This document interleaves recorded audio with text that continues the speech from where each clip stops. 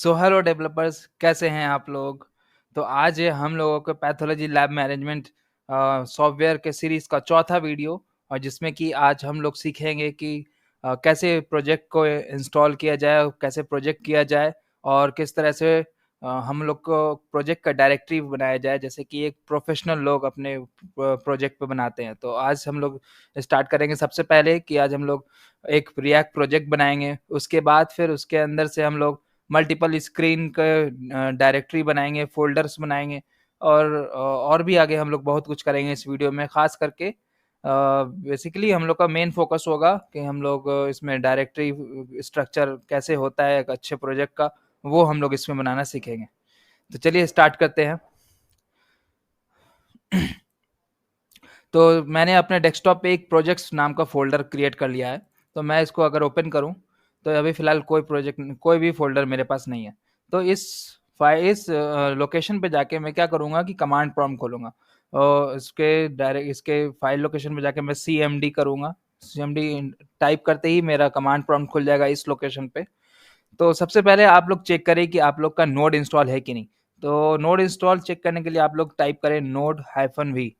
तो ये आपको नोड का वर्जन जो आपके सिस्टम पे इंस्टॉल है वो आप लोगों को बता देगा। और फिर आप एनपीएम का भी चेक कर ले कि आपके इसमें एनपीएम है कि नोड पैकेज मैनेजर। तो वो भी आप देख ले, npm-v। तो ये भी आप देख ले, तो आपको 10.5.0 वर्जन है इसका। तो चलिए हम लोग पहला प्रोजेक्ट स्टार्ट करते हैं, जिसका नाम होगा, क्योंकि हम लोग फ्रंट एंड बना रहे हैं तो हम लोग इसका नाम डालते हैं, इसका नाम कुछ ऐसा स्पेसिफिक देते हैं, इससे पता चले कि ये फ्रंट एंड है।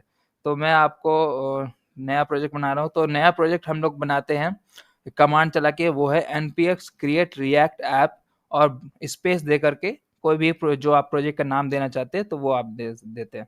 तो चलिए मैं टाइप करता हूँ npx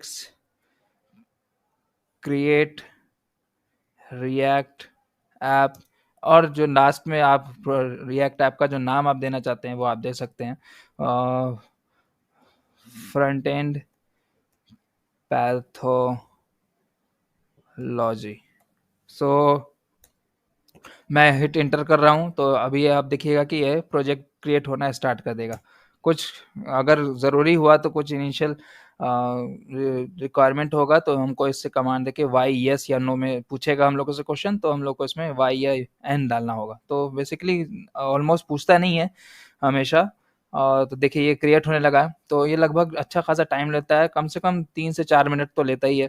तो चलिए इस 3 से 4 मिनट के बाद में फिर से, अभी तब तक मैं स्क्रीन को स्टॉप कर रहा हूँ क्योंकि ज़्यादा लंबी हो जाएगी वीडियो, इसीलिए प्रोजेक्ट क्रिएट होने के बाद मैं फिर से आपसे मिलता हूँ। दोस्तों देखिए, हम लोग का प्रोजेक्ट बन के तैयार हो चुका है। रिएक्ट प्रोजेक्ट बन के यहाँ पे तैयार हम लोग कर चुके हैं।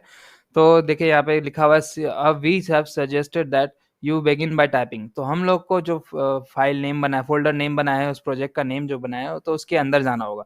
तो फिर हम लोग टाइप करेंगे cd फ्रंट एंड पैथोलॉजी।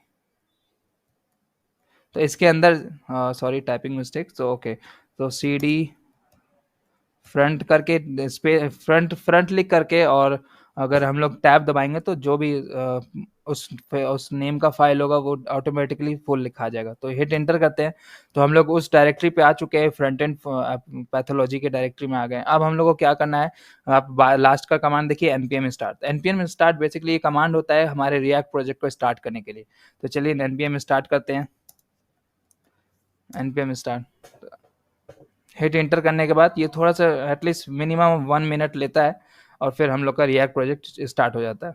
देखिए अपने आप एक वेब सर्वर खुल जाएगा। तो इस पे local host, mainly react project local host 3000 पे ही खुलता ओपन होते हैं। देखिए हम लोग का रिएक्ट प्रोजेक्ट खुल करके तैयार हो चुका है।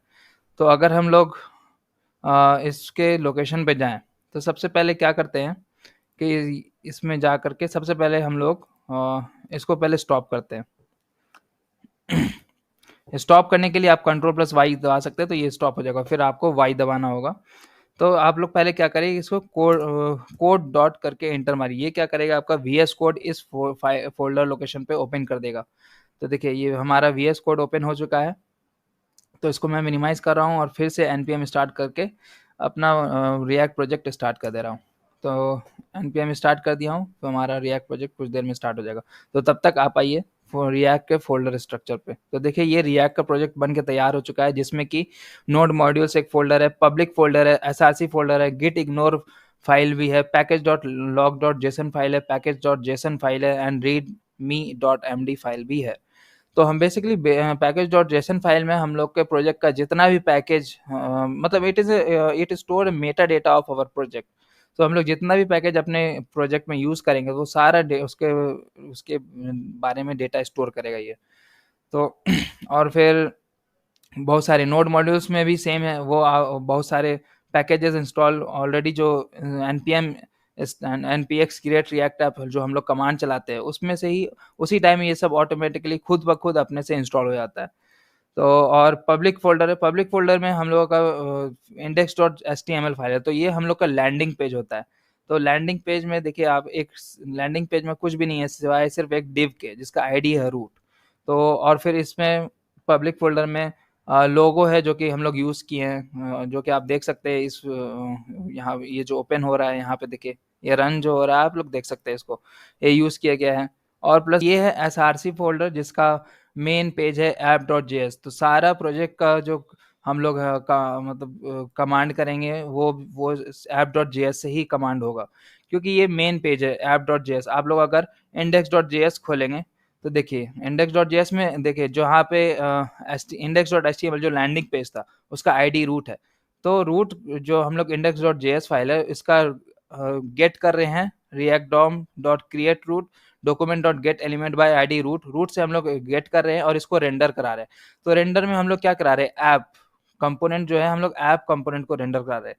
तो ये ऐप क्या है, ऐप को देखिए लाइन नंबर 4 में कि ऐप को इंपोर्ट किया हमने फोल्डर लोकेशन ऐप से। तो ये है ऐप डॉट जेएस। अगर आप कंट्रोल प्लस क्लिक करेंगे इस पे, कंट्रोल प्लस ऐप पे क्लिक करेंगे तो ये फाइल आपको खुल जाएगा जो कंपोनेंट है ऐप फोल्डर, ऐप कंपोनेंट यहाँ पे है। तो आप देख सकते हैं इसमें अगर हम एक भी चेंज करें, एक भी चीज़ कोड हम लोग चेंज करेंगे तो सारा चीज़ चेंज हो जाएगा। तो देखिए जैसे हम लोग इमेज हटा रहे हैं, मैं आपको इमेज हटा के दिखाता हूँ और इसको सेव करता हूँ। तो सेव करने के बाद ऑटोमेटिकली बिना कुछ किए हुए यहाँ पे से अगर ये ऐसे तो होता है खुद ब खुद, ये देखिए ये तो पुराना फोल्डर जो पुराना जो वेबसाइट था वो खुल गया है। तो ये देखिए हम लोगों ने इमेज हटाया तो ये ऑटोमेटिकली इमेज हट गया, और अगर हम लोगों ने फिर से इमेज डाल दिया तो यहाँ देखिएगा आप फिर से ये इमेज आ जाएगा। देखिए फिर से इमेज आ गया। तो हम लोग का सबसे मेन पेज होता है app.js। यहाँ यहीं पर से हम लोग सारे चीज़ को इंपोर्ट करते हैं, जो चीज़ जो पेज हमको शो कराना है, जो कंपोनेंट हमको शो कराना है, तो उस बेसिस पे मेन जो है वो हम लोग यहाँ पे डिफाइन करते हैं। तो चलिए ये तो हुआ app.js। तो हम लोगों को खास करके अपने प्रोजेक्ट में होम पेज बनाना है, फिर उसके बाद हिस्ट्री पेज बनाना है जैसे कि आप लोग को मैंने दिखाया था। तो उसके बाद फिर हम लोगों को प्रिस्क्रिप्शन पेज बनाना है। तो उस तरह से हम लोग भी डिफाइन करते हैं। तो बेसिकली हम लोग क्या करते हैं ना कि जो कॉमन चीज़ होता है जैसे कि नैव बार, फूड बार और मॉडल्स, अगर आप लोग कॉमन उसको करना चाहते हैं तो उसको हम लोग क्या करते हैं कि एक फ़ोल्डर बनाते हैं एसआरसी के अंदर। तो उसका नाम देते हैं common components, common components. Okay. तो इस ये एक फ़ोल्डर बनाया हमने। इस फ़ोल्डर के अंदर हम लोग एक और फ़ोल्डर बनाते हैं जो होगा नैव बार का। नैव बार, नैव बार एक होगा। तो इस नैव बार के अंदर हम लोग फ़ाइल बनाएँगे नैवबार डॉट जेएस और और बनाएँगे नैवबार डॉट सीएसएस। तो नैवबार जो हम लोग का कॉमन होगा वो हम लोग कॉमन कंपोनेंट्स वाले फोल्डर लोकेशन में बनाएंगे। तो जैसे कि नैवबार हो गया, अब हम लोग कॉमन कंपोनेंट से फिर एक न्यू फोल्डर बनाएंगे जिसका नाम होगा फूटर, क्योंकि फूटर कॉमन होगा। तो हम लोग बार बार एक ही कंपोनेंट को बना के हम लोग बार बार इसको यूज करेंगे, तो इसलिए हम लोग कॉमन कंपोनेंट बना रहे हैं। तो इसका नाम मैंने फूटर रख दिया है। अब फूटर के अंदर भी उसका इंडेक्स डॉट जेएस फाइल होगा और उसके बाद फूटर डॉट जेएस फाइल होगा और फिर उसका उसका सीएसएस फाइल होगा। तो हम लोग यहाँ पे देते हैं फूटर डॉट जेएस और यहाँ पे हम लोग देते हैं footer dot C S S. Okay. So now हम लोगों ने फाइल बना लिया। पहले तो हम लोग क्या करते हैं कि देखिए नैवबार में हम लोग सबसे पहले एक प्रोजेक्ट का जो स्टार्ट करते हैं कैसे करते हैं, फिर ये हम लोग फंक्शनल कंपोनेंट से स्टार्ट करेंगे। तो मैं ट्राई करता हूँ यहाँ पे से रिएक्ट सर्च करने का। रिएक्ट जावास्क्रिप्ट जेएसएक्स, ये एक मतलब एक्सटेंशन है, आपको इंस्टॉल करना होगा। ईजेड स्निपेट करके होता है, रिएक्ट स्निपेट। तो वो आप क्लिक करेंगे, अगर यहाँ पर क्लिक करेंगे तो आपका जावास्क्रिप्ट जेएसएक्स का इन्वायरमेंट खुल जाएगा। तो एक शॉर्टकट होता है RAFCE, ये RAFCE। चलिए, तो ये इसमें फ़िलहाल तो नहीं है, तो हम मुझे इंस्टॉल करना पड़ेगा। तो रिएक्ट स्निपेट्स करके होता है, देखिए ई7 प्लस रिएक्ट स्निपेट। तो आप इसको यहाँ पे इंस्टॉल करिए। ये पैकेज जैसे ही इंस्टॉल होगा तो आप लोग बहुत सारे शॉर्टकट यूज़ कर सकते हैं। शॉर्टकट यूज़ करके आप अपना टाइम बचा सकते हैं और कोड को फास्ट लिख सकते हैं। तो चलिए, navbar.js में मैं अगर RAFCE को देखिए, अब मुझे यहाँ पे शॉर्टकट शो होने लगे हैं। तो मैं जैसे ही अगर RAFCE लिखूँ और हिट इंटर करूँ, तो देखिए ये का कोड स्ट्रक्चर बना के दे दिया है, वो भी फंक्शनल कंपोनेंट का। तो ये देखिए नैवबार है, तो मैं क्या करूँगा, इसका नैवबार को एन कैपिटल कर दूंगा हर जगह से। तो नैवबार एन हो गया कैपिटल। अब क्या करूँगा मैं कि navbar.css को इम्पोर्ट करूँगा। Import from file location navbar.css,